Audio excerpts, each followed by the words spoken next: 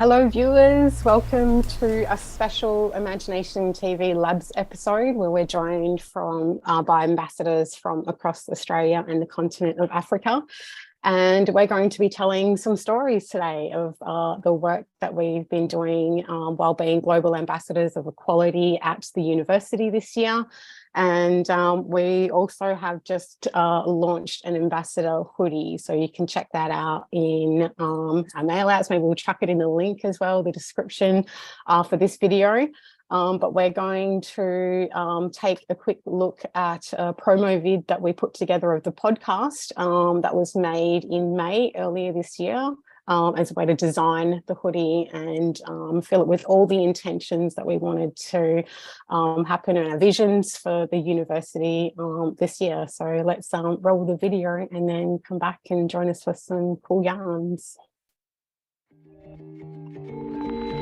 The word that just springs to mind is possibility, and just, you know, supporting people to see themselves through the lens of possibility and the world and each other through the lens of possibility. You need to have an open mind and an open heart. A lot of distractions are out in the world. And I think that that's created a lot of problems because people are speaking on issues that they don't know anything about, and then misinformation is spread. So I just think it's a lot. In our family and the things that have been really important to us is just that we always find ways to support others and you know, that the world is much bigger than just our own world. A lot of the time I feel like when people give up, for me at least, is because there's just you're talking to like an echo chamber and no one believes you, no one hears your story, no one thinks that it can be done, and all of that becomes like your own narrative as well if you let it.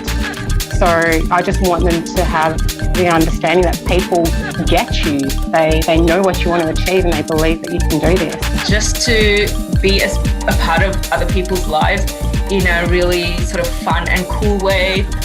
Obviously we're here to just support, and we're here, just being here is enough. I think everyone just needs to have that hope, and I think through this we have that power to create that hope for everyone.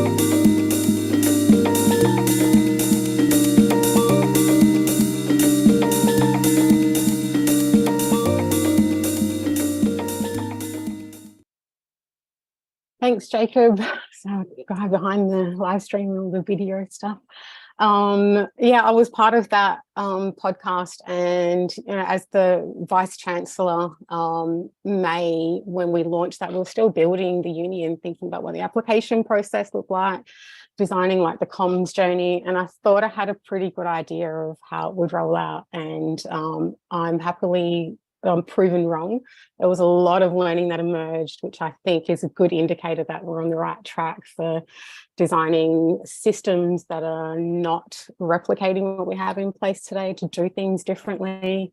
And yeah, one of the highlights that kind of stood out for me from like hearing that little highlight reel back was having a place where people can believe in each other and know that what you want to achieve, although it might be different to what's happening, people believe that you can do it. So we, and hope, it's generated so much hope.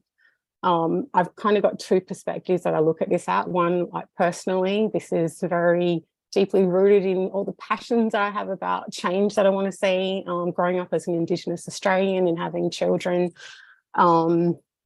And also as the Vice Chancellor, like seeing this relational network unfold has been amazing. And I think the biggest value that I've had this year is the different perspectives that you all have allowed me to think through, like hearing stories from the change that's taking place in your community, how people are responding to the tools, and just general mentoring has been really quite valuable to me as well. So I firstly want to thank you all for being open and sharing, and also jumping in today to take a bit of a deeper dive and get some more kind of connections going. So without me taking up too much airtime, let's hear from our ambassadors this year, and we might kick off with you, Justice. Would you like to introduce yourself to anyone watching? Tell us where you're coming from. Okay, my name is Justice. Actually, my full name is Nkangwereni Justice Mukwewo. Mukwewo is one of the most popular surnames in the country, because there is a soapy that plays on TV, and they use my surname. So yeah, I come from Venda. It's more like you can call it a region in the Limpopo province. That's where I come from. I am half Venda, half Tsonga. So my mom is Tsonga and my father is Venda. So I am in between. I recently graduated at the University of Venda, where I was doing a whole lot of things apart from studying, working with organizations, non-profit organizations. I was part of community engagement there, where we were trying to establish a relationship between non-profit organizations. That's where I got involved with AIM. So wanted them to merge together, collaborate, and so because their aim was to empower students and also to impact the outside community, and that's basically what community engagement does. So they cannot go out there on their own. They lack resources, and merging them together or having them to collaborate would just make life easier for them. So we came up with that strategy while I was the liaison officer there and the research assistant, and it built a very great community of non-profit organizations, because they were able to reach more out into the community. Times that AIM wanted an organization or someone to come and speak in the schools, maybe a guest, that was easier for them because one of the organization in the cohort deals with that.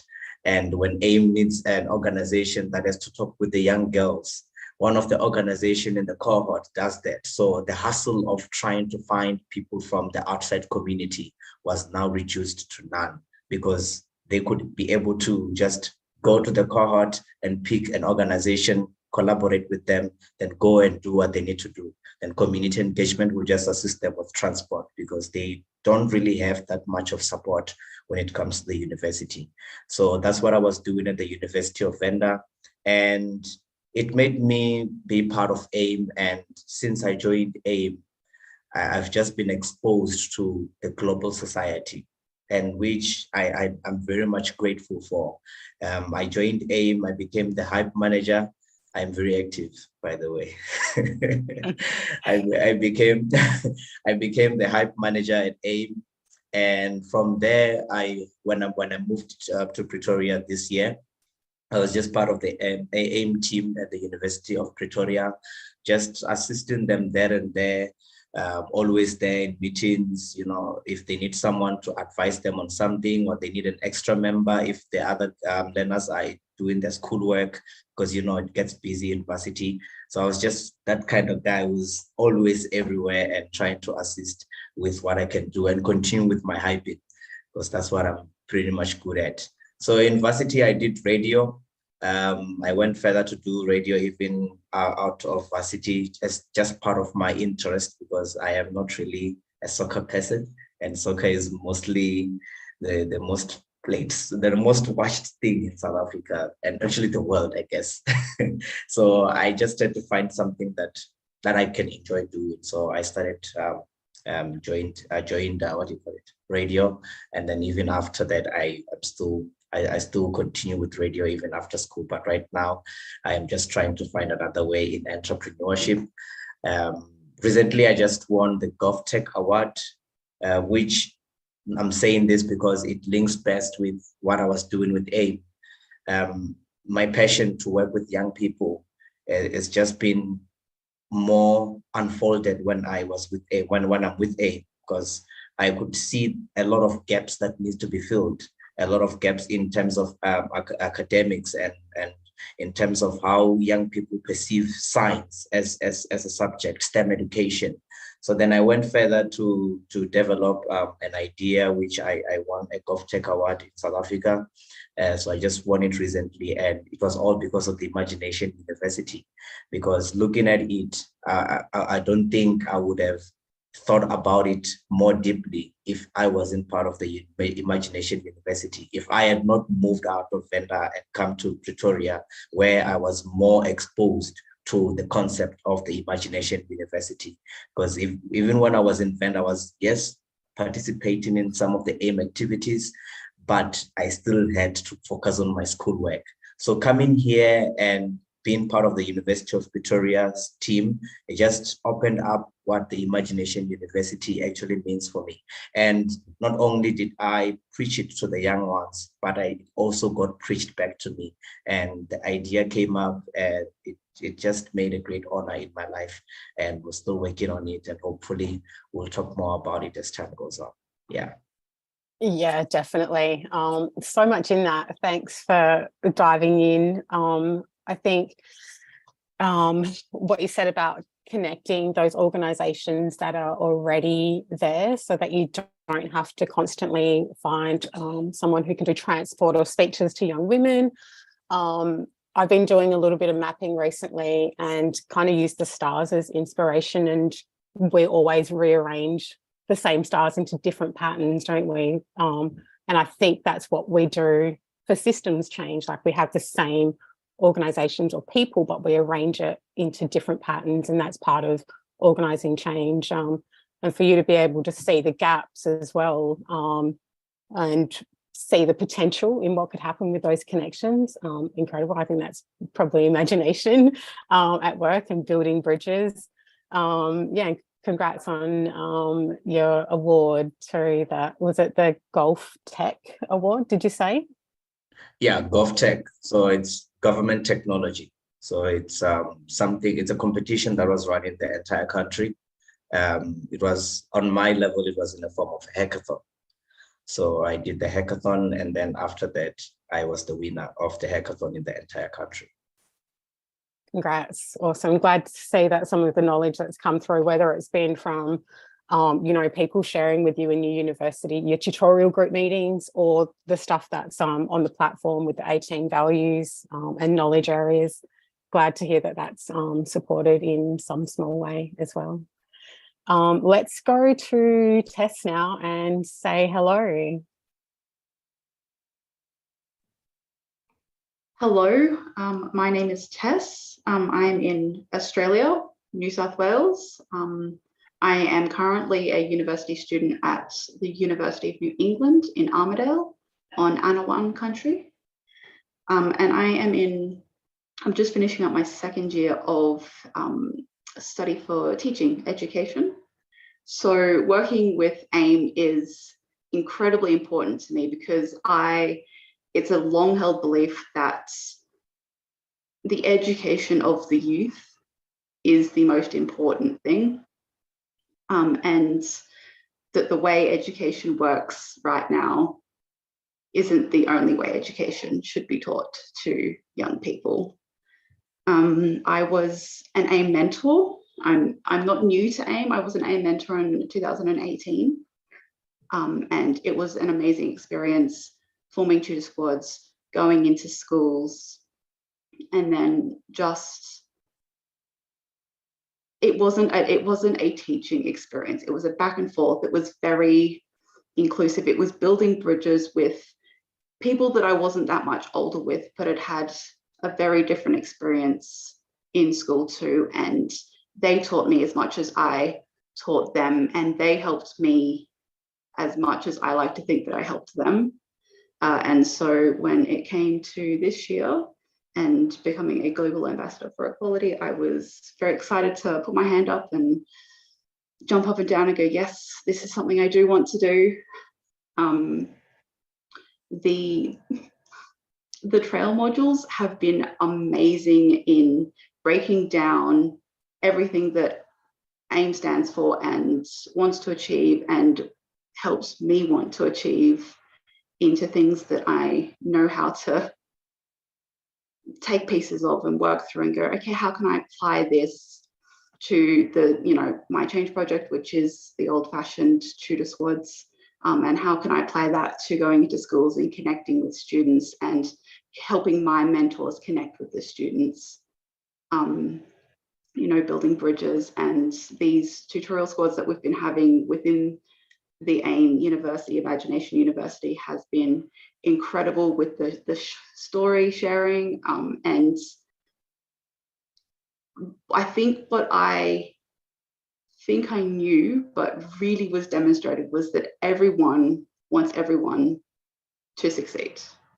There has been nothing at all of like, oh, that's great that you did that, but here's what I did. And it's always been, oh, you did that, that's amazing, that's wonderful. I think I can take that and apply that to what I'm doing. And it's this exchange of knowledge and information and, oh, if that didn't work out for you, I actually had something similar happen to me. And this is what someone else suggested to me to try, and maybe that might work for you. And that has been incredibly helpful in me trying to get my tutor squads running, because it has been a bit difficult lately. Coming out of, COVID lockdowns, there aren't that many physical on-campus students, and some of the schools haven't been as open to having people come in and, provide support to the group I do work with is the Indigenous students of the area. So it has been amazing that people go, I encountered something similar, or if this didn't work, maybe try this. And I've just found the entire experience amazing and a phenomenal learning experience in a way that I didn't expect it to be, which I think has been really awesome. Yeah, the generosity feels incredible to be a part of, where people are willing to share that knowledge. And when you talk about the trails, we have the 18 values in there as well. And, I almost see them as like a mashup Rubik's Cube of overcoming obstacles. Well, I can't do this. What do I need? Do I need failure to embrace that and kind of use that to overcome hurdles? And yeah, it's taken me 2 years to be able to work in my daughter's school. So I finally started art class. So hopefully you'll stick in there and keep finding ways through to get that program fully up and running down there. Thank you, Tess. Let's go to Brilliance and say hello. Would you like to introduce yourself and tell us where you're zooming in from? Hi, my name is Brilliance Wendy Ngobeni. I am joining from South Africa. I am a recent university graduate. I graduated with an honors in business management, and I joined AIM in 2019 as a mentor.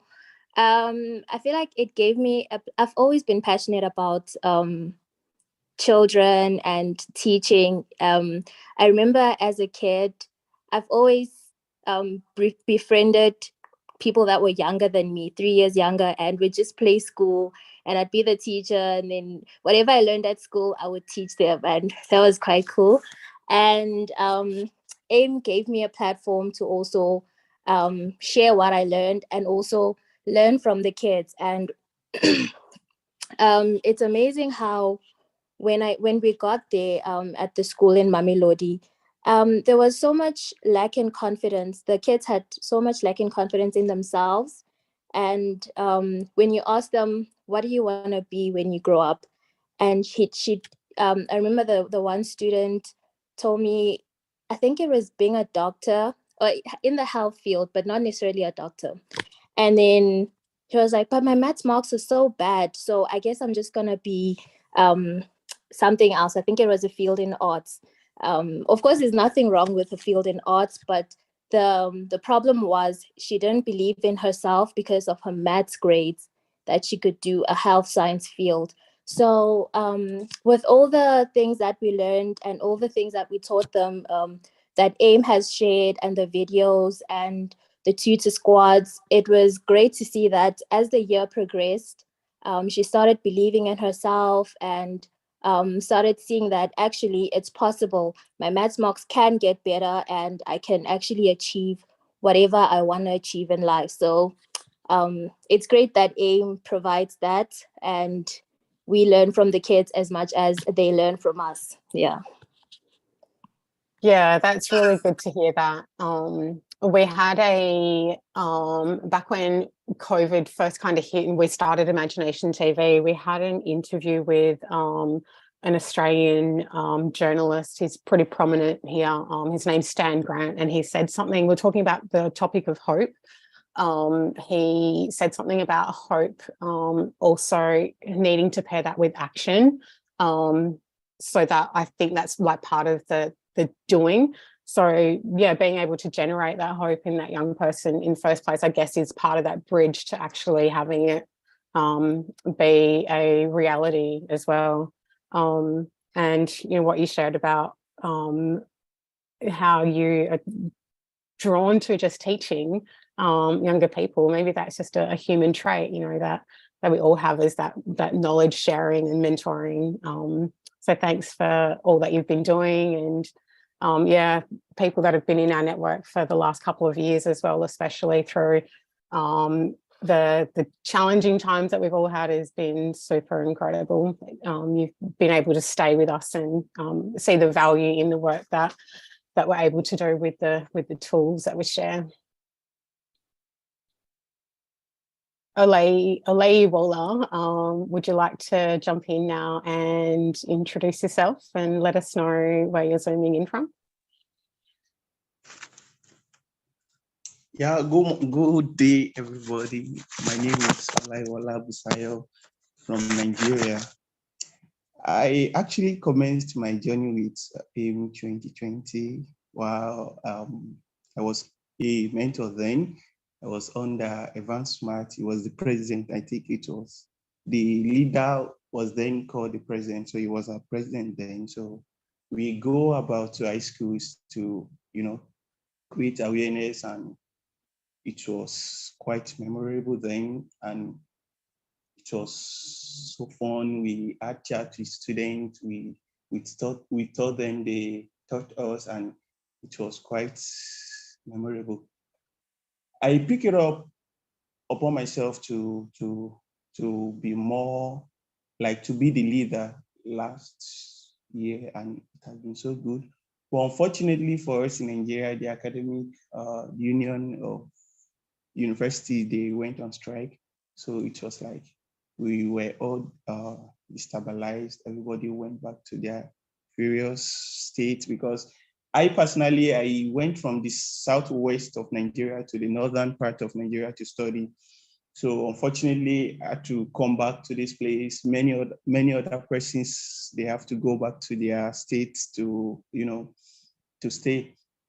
So the plan I actually had then to execute was kind of jeopardized. I could not be with my colleague again to, you know, execute the plan.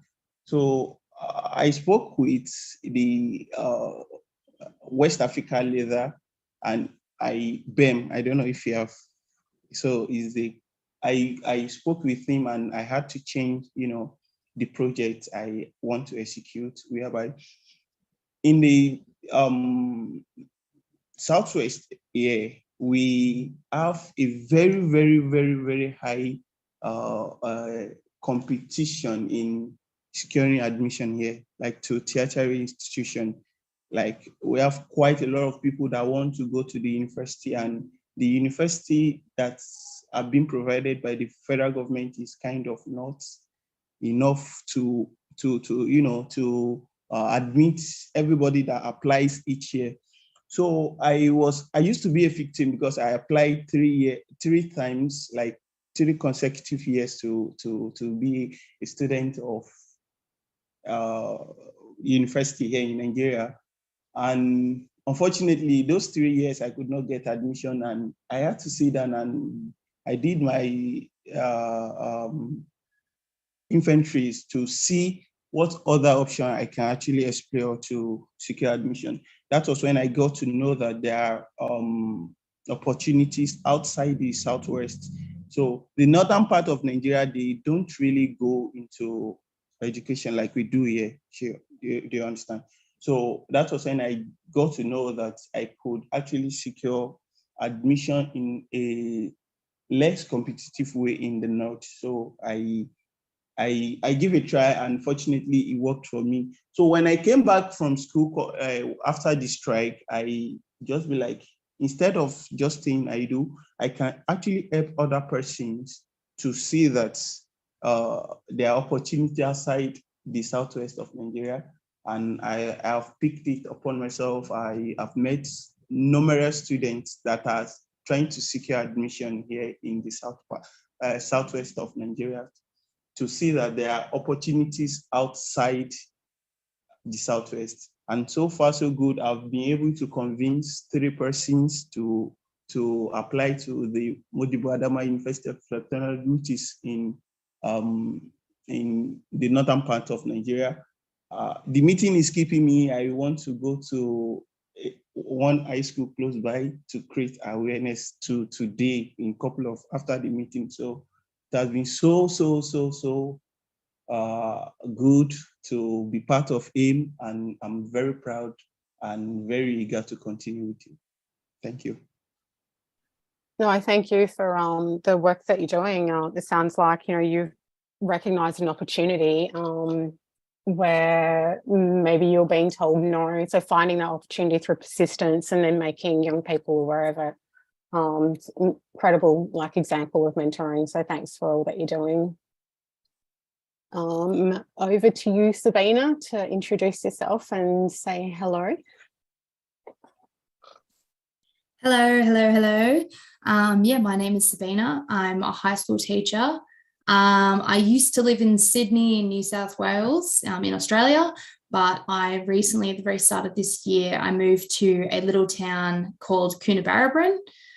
It's about 6 hours northwest of Sydney, so it's pretty far from the city, in Gamilaroi country as well. And yeah, my high school, it's about 350 students, give or take. Pretty small town. There's like 3,000 people in the town. It's a beautiful place to live as well. Just like what Justice was saying actually before, I used to play soccer. So there you go. There's a bit of a link for you.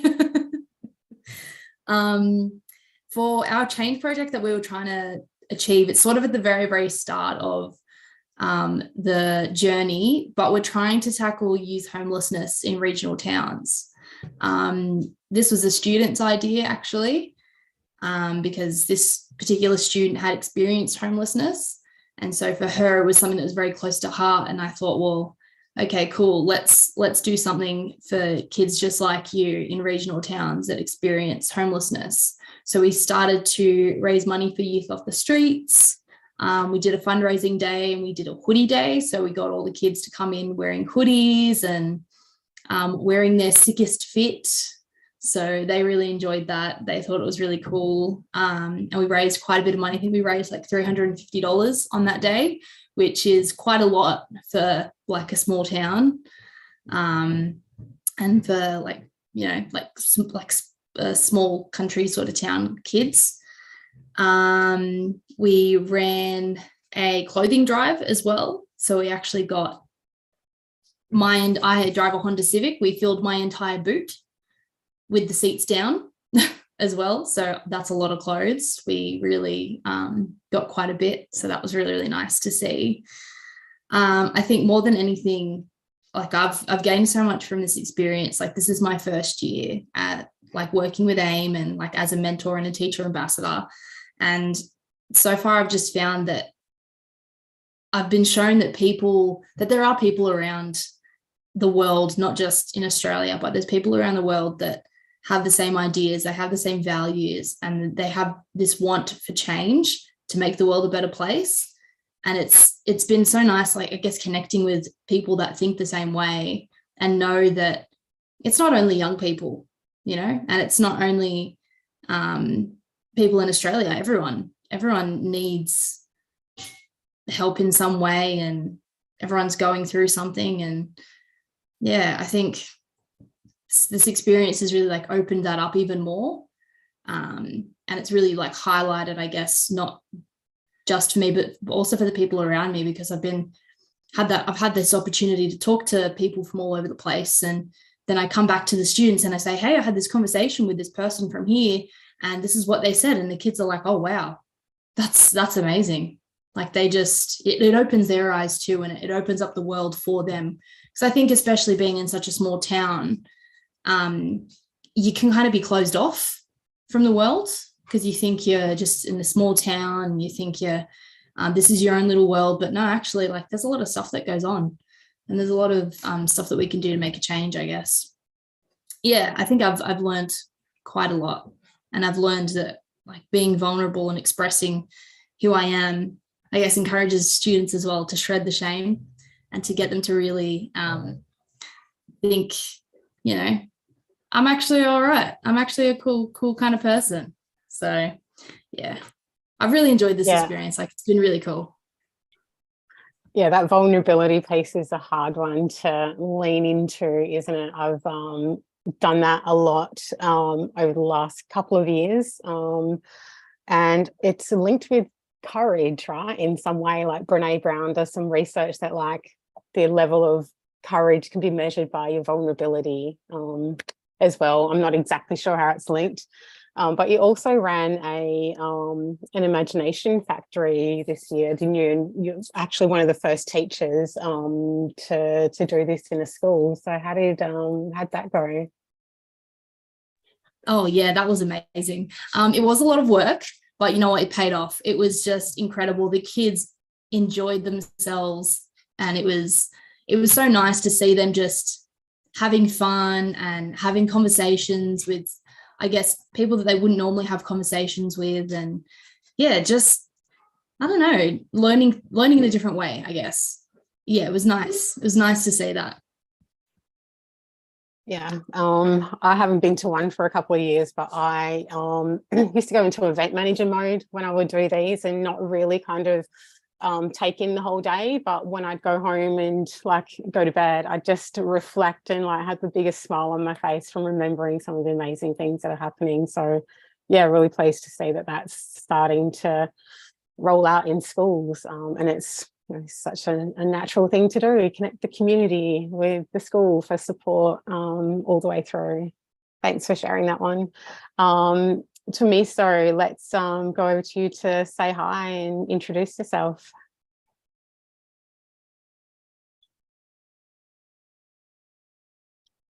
Have we got you there, Tamiso?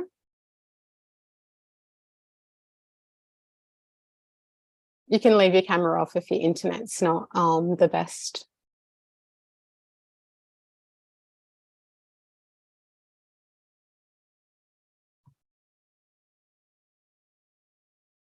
We've still got you on mute at the moment.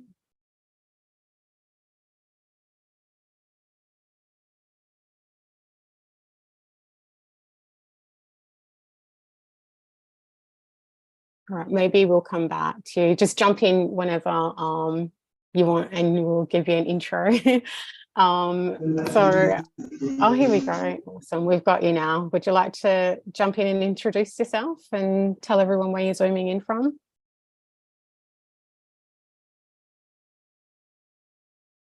Maybe not. It's all right. Whenever you're ready, you can totally interrupt me.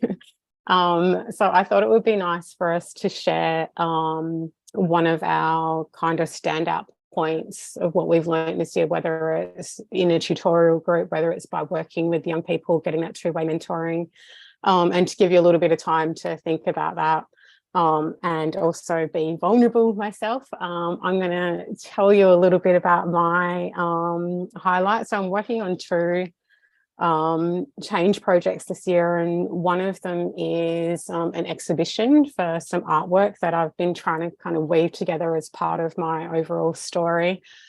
Pretty happy where that is, but the other one, I have started some art classes in my daughter's school, and I've been trying to connect with them on a couple of different levels for probably like the last 2 years to try and support the environments that she learns in. She has a little bit of issue engaging with lessons around Australian history, just because she knows that like what's being taught isn't necessarily the whole truth of the situation. And yeah, there was an incident that happened just before the end of term 3 here where she was suspended, and I was completely shocked. Like, she's 11 years old, sweetest girl, quiet, but she was just, you know, doing something in a place where she shouldn't have been. And I won't go too much into it, but anyway, it was stressed me out like very much, and her too. So on the re-entry meeting with the principal, I just gave him my perspective. Like, I won't put her in a position to be blamed or any of the other kids that she was with. And I just understand that it's about supporting these environments. So yeah, we started art class, and we've got some young people coming in, and it's just this place for like dancing and doing Fader time activities. Like, we always lead with that, and just throwing like lots of colour on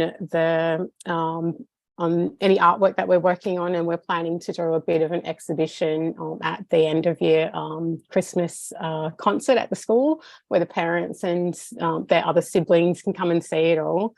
So yeah, we're trying to curate that into something, but we're using like the Zen tangles as our inspiration for the artwork. So we'll see what kind of comes through on that. But I think, yeah, overall, it's just like a really fun place to be, where the kids can just take their shoes off, which is normally not allowed in schools, eat inside the class, do some dancing. We do a little bit of puppetry as well, and just talk about art. So that's totally been a highlight, on top of hearing all of the ways that this is supporting people from around the world as well. So okay, no worries. I will throw it over to you, Brilliance, to give us one of your standout learnings or anything that's stood out for you this year that you've really enjoyed. More than anything, when I started AIM, I wasn't really outspoken. I don't think I am still. And every time we are at tutor squads or teaching the kids and everything like that, we always say no shame at AIM, no shame at AIM, raise your hand and share your story or tell us the answer and all of that. But then it's funny how when you say it to the children, you also believe it as well. And you start believing, okay, no shame at AIM. And then outside of AIM as well, you're like, whenever I'm actually in the process of applying for jobs. So whenever you attend an interview, you're like, okay, there's no shame, be confident, be confident. And then you start just opening up and lighting up the room. So as much as I tell the children there's no shame at AIM, and every time you do something crazy, just so that they can feel comfortable, you also open up yourself. So I actually just learned to be more comfortable with myself and being able to share my story more. Yeah. Yeah, I love that. When we tell them, we start believing it ourselves. It's very true. Yeah. Glad that it's helped you. To me, so we might go back to you to see if your internet is working yet. Otherwise, Justice will get you to share one of your highlights from across the year. That doesn't, his network's still not in. Yeah, indeed, no shame at AIM, no shame. You know, that's one of our slogans, eh? A great one that we always use at AIM. Thank you very much for reminding me that one. Brilliance. Because ever since when I went to join the University of Pretoria for the first time with the AIM team at the University of Pretoria, I was kind of like, should I go? Should I not go? What if that? What if, you know, those kind of feelings of meeting new people in a different setup? Because I'm from a village town and this is a city, it's a metropolitan. So things are more different. But then when I got there, even in my heart, I felt that this is a time to try something new. And I guess that is basically my summary for the entire year until now. Because I moved in, I came here to Pretoria last year with my dad. I just kind of felt this, I've got a calling to come here. And I didn't hesitate because it was in my heart. I was like, whatever that's going to happen, it's time to try something new. It's time to move out, time to pack my bags and move from old habits, from old ways of living, everything that was old. I moved out from where I used to stay, and I'm here in Pretoria now.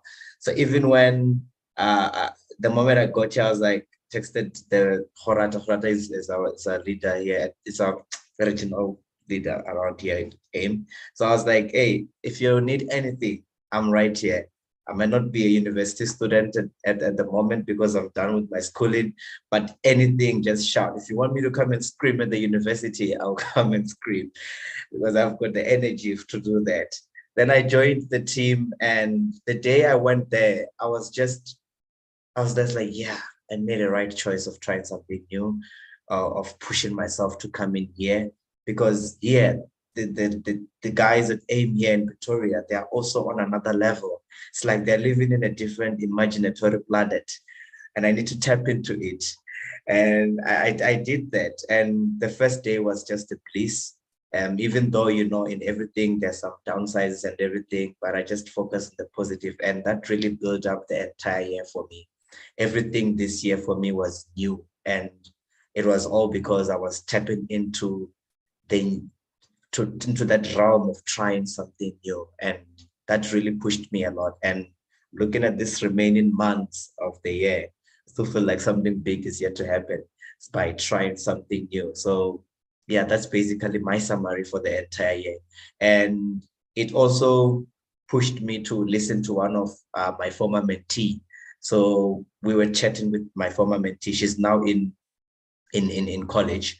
She's doing college back in Limpopo. So we were chatting, and she once did She once did a library at home for young children.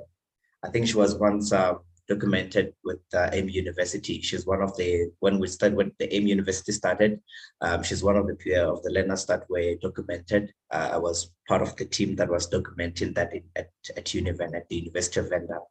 So we were chatting, and I was asking her, because now myself, I'm already in the spirit of trying something new. So I'm like, why don't you enhance it and try something new outside of university? Because now, outside of school, high school, because now you're no longer able to get to the young ones. Then she listened to me, and I also listened to her ideas, and we started a debate awareness. And we managed to create one event this year, even though it took a longer time to start because of, you know, when she's at school, I am free. When she's not at school, I'm not free. But then we finally managed to do it. And to her, I said, this is part of trying something new, and you need to continue with what you were doing in a different space. It doesn't matter that you are now no longer part of high school and you're far from the kids and you can't communicate with them, but you can raise more awareness because you're capable of doing that, which is part of trying something new. So my summary this year was just all about that. And I'm very much grateful for that. Yeah, it can be scary, right? Getting outside your comfort zone, but just trusting that you're going to figure it out along the way. Like, I totally resonate with that. It's how I've gotten through this whole year. Tess, over to you. What's been your highlight of the year? Oh, actually, I also love suspense and cliffhangers. So I'd love to know what's going to happen before the end of the year, Justice. Do you want to keep us updated with that big event that you think is on the horizon? That'd be awesome. Over to you, Tess. Where to start? Everything has been an amazing learning curve, especially the tutorials, because you learn something. Every tutorial, I've learned something that I wasn't expecting to learn. And it all comes from, you know, the building bridges and the unlikely connections and coming together with a group of people who come from different perspectives and have a different micro goal to the macro goal of what AIM is about. But in particular, Hoodie economics, the part of the trail, really spoke to me, because I am enamored by the idea that knowledge is, we trade knowledge, and that should be our primary goal of trade. That knowledge is more powerful than money, because you're sharing, you're not losing the knowledge that you're giving away, you're expanding it, and then the knowledge that you're given you can pass on. And it's building relations, it's building connections, it's building communities, and that is incredibly amazing to me. And in particular in the education sector, that's what I hope to do. I hope to pass on knowledge to students, and that doesn't have to be the knowledge of the curriculum of A plus B equals C. Like, obviously that's a goal, but hopefully it moves into something larger of, let's open up a discussion. What's your opinion on this? Why does A plus B equal C?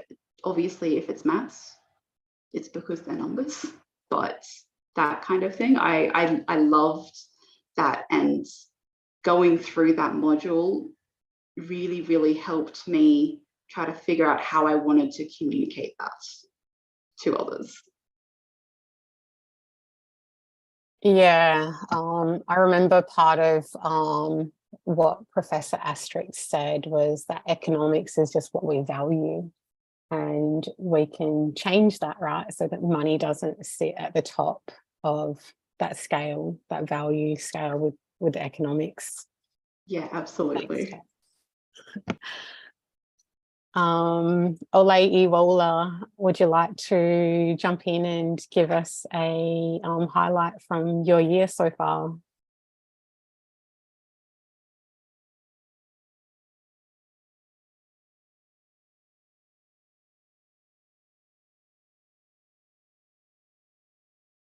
Maybe we'll go to you, Sabina, and then we'll come to Ole Iwola at the end.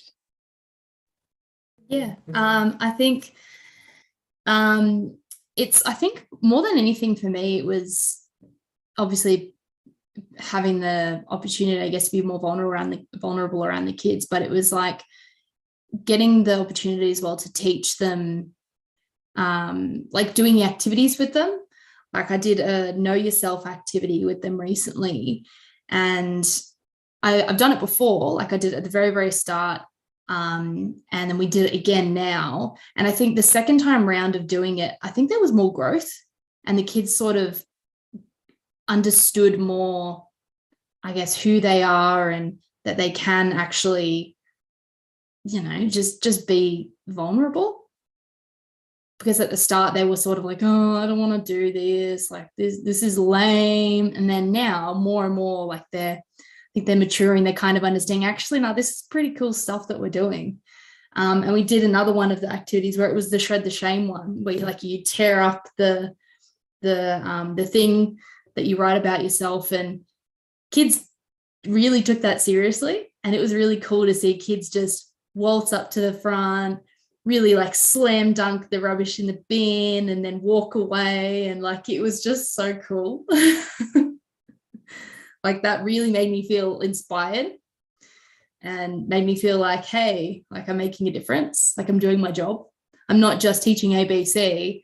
Like I'm actually teaching these kids, hey, like you do you know, it's okay. It's okay to feel vulnerable. It's okay to feel like your whole world is collapsing. Hey, like we're all here for you. So yeah, that's probably the most that I've gotten out of it, maybe. Yeah, that's awesome. Made me smile as well, just hearing that back. And like with the know yourself activities, like that can always change, right? Like we're always changing. So having that space to flex a little bit and explore yourself, super valuable.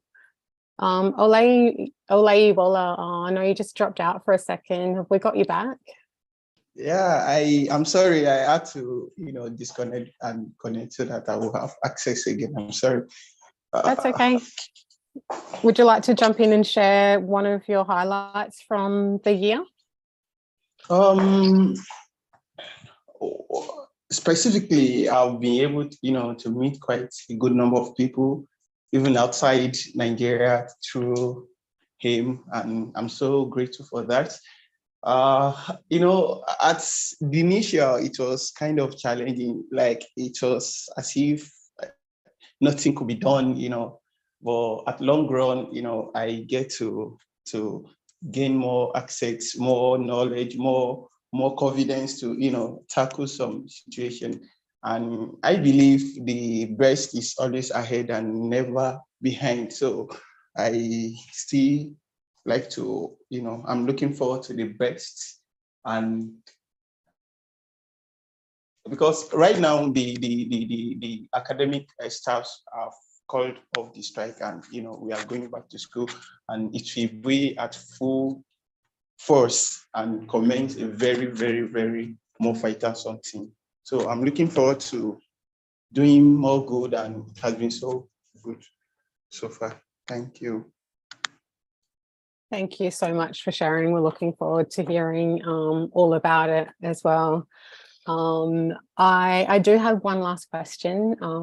It's more like a 10-year vision, but I'm going to leave some space for you to ask some questions of each other at the end of the call too. So you can either think about those now or later or whenever, but my question, I actually met with one of our teacher ambassadors today, who is based in town, so we're here with me for a coffee, and it's been like the first time that we've seen each other in 2 years, and like she's just around the corner. So yeah, and I asked her, well, we're working towards a day where AIM turns the lights off in 10 years. So what is your hope for the university when this is owned by the world? So her response, and I thought, I don't know, like if that will weave in, but it totally does. And her response was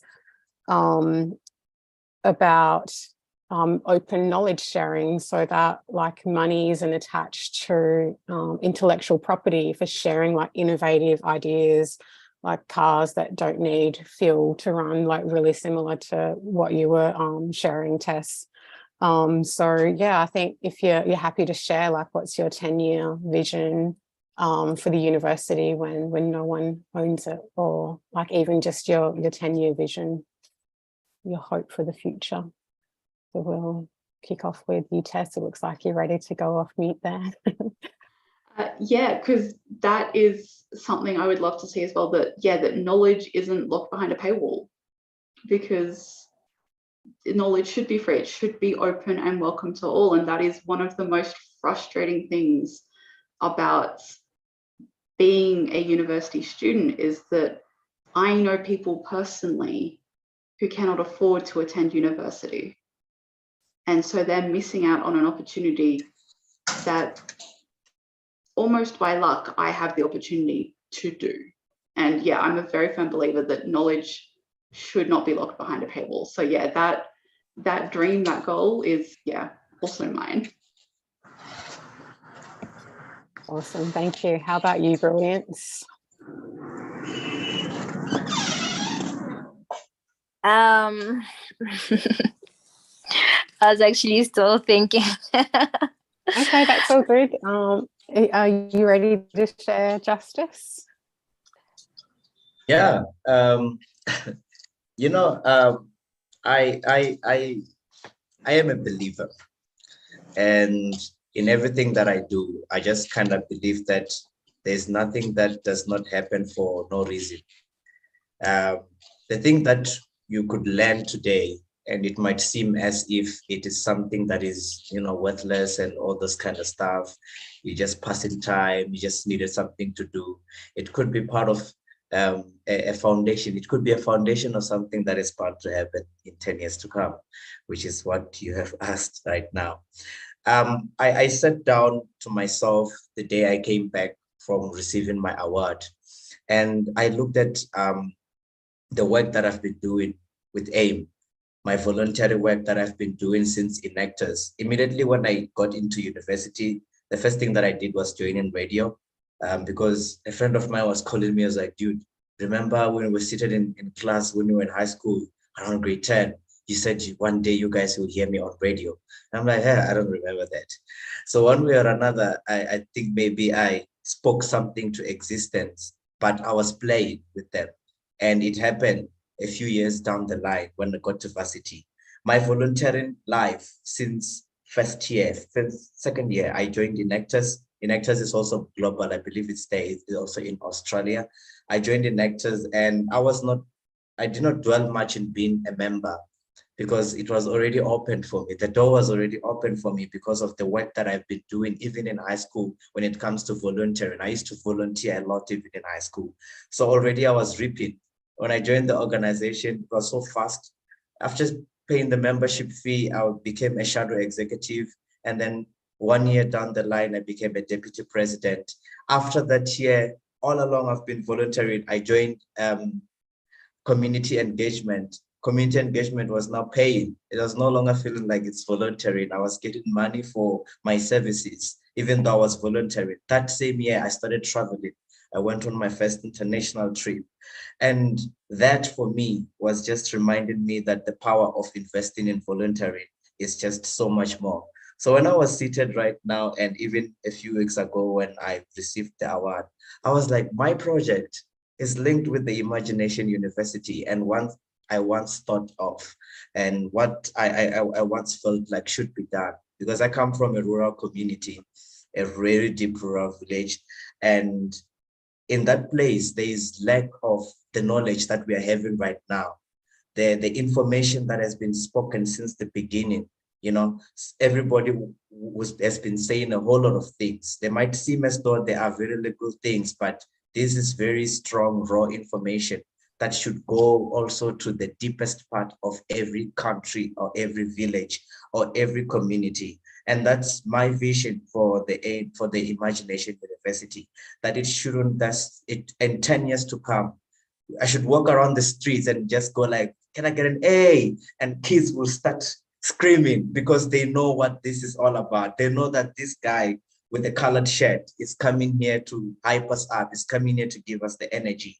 And I looked at it right now when you're also asking the question, that this is also part of my 10-year goal for the project that I am doing. It has to do with STEM education, making sure that young people are accessing STEM education in a language that they understand, in a concept that they understand. And I'm like, these two things are good collaborative projects that in 10 years to come, they should be reaching different parts of Nigeria, different parts of Uganda, different parts of India, in South Africa, and the neighboring countries. So that is my 10-year goal, my 10-year vision, my 10-year, whatever I would actually call it. But it is part of every part of me, and I hope to see it through. And I believe that when we see it through, we'll have Sabina coming through to South Africa or Africa. We'll have Olaiwola to come this side, and Tess and all the other guys. We've got Tumisho and Brilliant, they're already here. So we will be traveling to other places to make sure that this is happening. And I guess this is a pact that has now started happening. I'm going to hold everyone to it, and I hope that you hold me to it. Yeah, we'll get Sabina over to play some soccer. I can see why. Yeah, I can see why you're the hype manager, like you are hyping me up as well. Thanks for casting that beautiful vision. Olaiwola, have we got you there to share your 10-year vision for the future? Yeah, my vision actually. Yeah, right here in Nigeria, the the the project in Nigeria is actually not so massive, like the hemp project in Nigeria. So in 10 years, I would love it if we could have everybody, like literally everybody wearing hemp shirts, and everybody knows about us, and everybody knows what we are capable of doing. So that is my vision. That is what I'm looking forward to. That everybody in Nigeria, actually in Nigeria, knows what AIM is all about. So that is my vision. That's my vision. Amazing. So building a generation of mentors sounds incredible. So down to do that. Brilliant. I think you might have accidentally changed your name, but let's go over to you. I was like, is there someone new that's joined the call? Let's go to you, and would you like to share your 10-year vision for the future? Sure.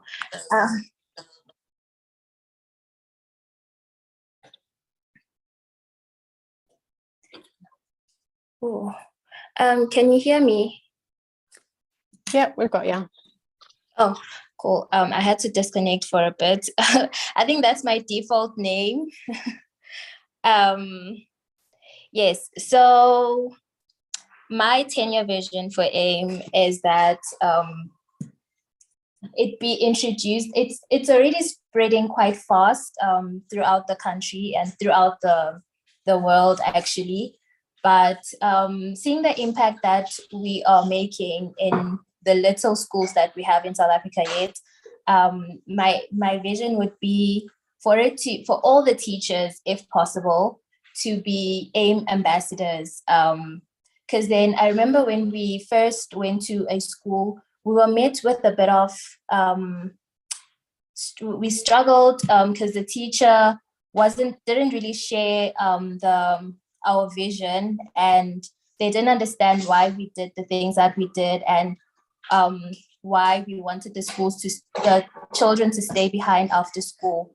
So if teachers would understand and acknowledge how important it is for the learners to sort of shift away from the traditional ways of learning, telling them what to think, how to think, but actually encouraging them to be creative, to be imaginative, and to think that there is more in life outside of their village, outside of their small towns, outside of their circles.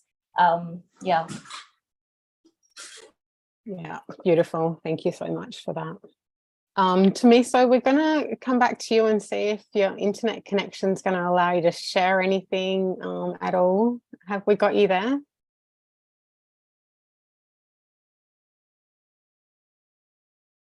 No, maybe not. That's unfortunate, but we do have one last vision to hear. Sabina, over to you. Yeah, thank you. I think I just want, I guess, everyone to be on the same page about change, and I guess wanting to have like those same values of, hey, we're all in this together. Like we're one earth, we're one people. Like we have to sort of be universal and really think about each other, because when we're gone, the world's just going to keep turning. So I think while we're here, like, let's make the most of it and let's work together and be together. Yeah. Yeah, it's communicating that, isn't it, as a piece. And I don't think that anything that we're doing is necessarily new. Like Indigenous cultures have had relational networks around for time memorial, if I've said that right. You know, we're in relation to trees, we get our oxygen from it and the sun, and just seeing those connections, I think, is a different way of thinking. It's that non-linear versus linear. And sometimes communicating that is like really tough, like Brilliant said, like people don't understand why you want to keep kids after school. Yeah, so thank you for sharing. And now I'll just leave a couple minutes for you all to ask any questions of each other if you have it. if not all good, but it might be a little awkward silence on the line if someone's watching on YouTube, maybe all 5 of you out there. So just feel free to jump in if you have any questions or any last thoughts.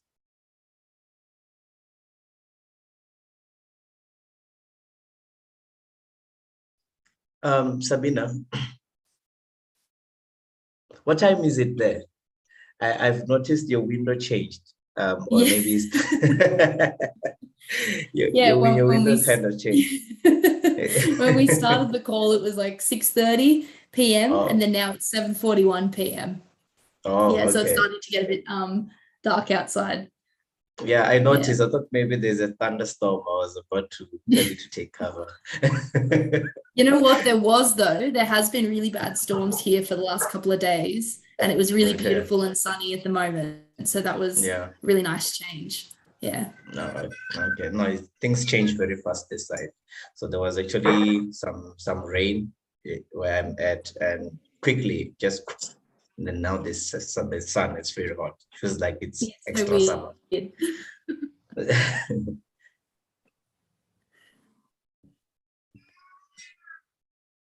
you have anything to add, Brilliance? Just saying that you come off mute.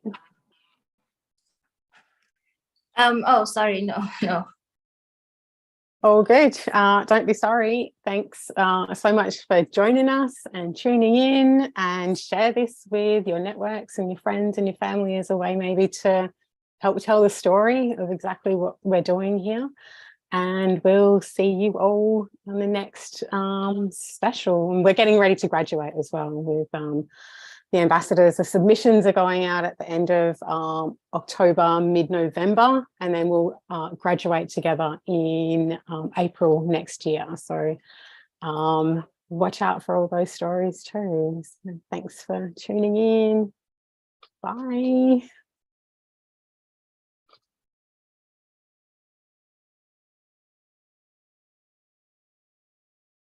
I'm going to assume that we have credits, Jacob, maybe.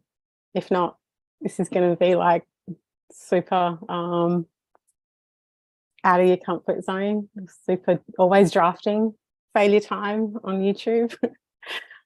Maybe this is the reason why people will watch it back. Feel free to take yourself off mute and add in anything else as well. There's a thing about being the last man standing in every meeting, so yeah. I don't know. Right, I don't know why it happens. I don't know why it happens like that. But I'd like to do. Is that for you, Justice? Are you usually the last person standing in every meeting? You see, what happens is that you want to see who's gonna be the last one standing, and you end up being the last one standing. Playing chicken. Yeah. So I'm gonna do something, okay? Yeah, absolutely. Take it away. Seeing that the network is very much strong, so which means you guys will be able to respond all at once. Cause can you please unmute your mics, all of you? Okay. Easy. Sound check, sound check, sound check, sound check. Can you all respond at the same time? Absolutely don't. Yes. Sure. Okay. Can I get an A? A. A. Can I get an A? A. A.